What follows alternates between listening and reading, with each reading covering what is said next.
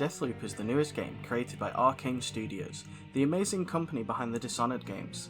The game has been out for a little over a month. My name is Matthew, and this video will have a little bit of information about the story and a couple of things that help set the game apart and make it unique to help you with your decision on purchasing the game. Before we talk about the things that help set the game apart and its amazing unique features, we'll talk about the story. I won't go into too much detail about the story and try to keep this video as spoiler free as possible, so that way people who want to go into the game knowing as little as possible about the story will be able to.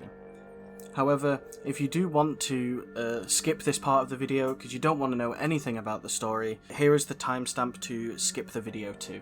To kick things off, this is Colt. Here's the character that you'll be playing as throughout the campaign. Colt is an assassin that is stuck within a day loop that will infinitely repeat itself at the end of each day, or if Colt dies within the day, then it will repeat itself, similar to how Groundhog Day works. Colt is tasked with killing 8 individual targets, known as visionaries, all before midnight hits and the day repeats itself. If even one of these targets is left alive, then the day will be forced to reset, and all your hard work will be undone, and you have to do the work all over again that you've done with killing these targets. So now that you have a basic understanding of the story, let's take a look at the elements that make the game amazing and also unique, and help set the game apart from the other games. The day isn't as simple as it seems, as most of you, when I say that it's just the same day, will think, wow, that sounds very simple. However, the time of day that you are in will alter the game world and change the elements about the game. Certain visionaries are only able to be killed during certain times within the day, and many enemy patterns and locations, as well as the types of enemies that you will see, will all depend on the time of day. This also goes for any of the traps that are around the map that is left by the NPCs for you to run into.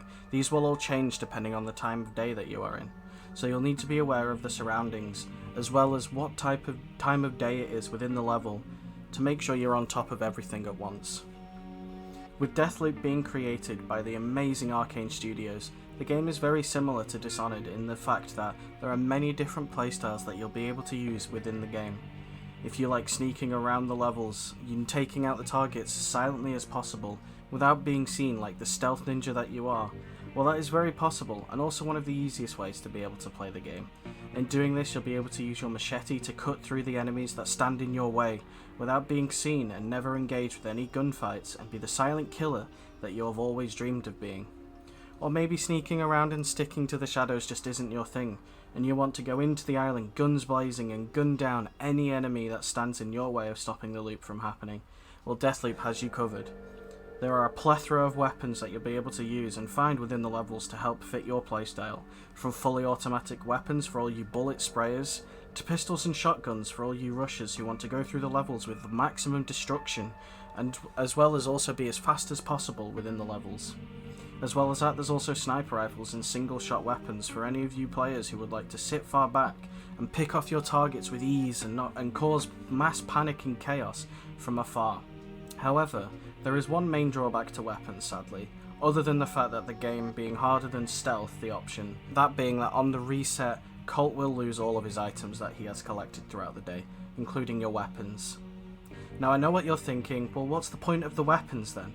Well, don't worry, as there is a way to infuse your weapons to Colt, meaning that you'll be able to keep any weapons that you had on you when the loop starts of the day.